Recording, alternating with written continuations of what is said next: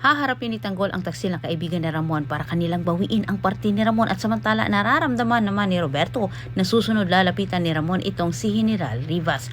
Balak ni Roberto na suhulan ito ngunit hindi naman siya nagtagumpay sapagkat ang katapatan ni Rivas ay nasa kay Ramon. Tinanggihan niya ang malaking halagang ibinigay ni Roberto. Dipinsa naman ito ay hindi umano niya kayang talikuran itong si Ramon sapagkat alam umano nilang dalawa ang kayang gawin ni Ramon.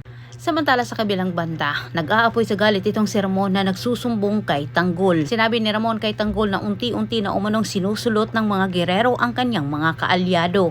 Sagot ni Tanggol sa kanyang ama ay hindi umano pwedeng wala umano silang makuhang armas sa taksil na kaibigan ni Ramon dahil kakailanganin umano nila ito sa pagligtas ni Julio. Kaya't si Tanggol ang haharap. Ngunit silang dalawa ni Ramon ay sabay nakipagkita dito kay General Rivas. Humingi ng tulong itong si Ramon kay General at ang gusto nilang mangyari ay ipakalat umano na ang mga gerero ay dati umano nilang protektor sa mga iligal na negosyo. Samantala, nagulantang ang kaibigan ni Ramon sa pagsulpot naman ni Tanggol at Ramon. Sa putong ito, walang nagawa ang mga bantay na ibinigay ni Roberto sa nasabing kaibigan sapagkat lahat ang mga ito ay napatumba ni Tanggol ng ganon kadali. Hindi nagpatumpik-tumpik itong si Ramon at tinuluyan nga niya ang kanyang kaibigan para sa ganitong paraan ay mapunta sa kanya ang kanyang mga negosyo.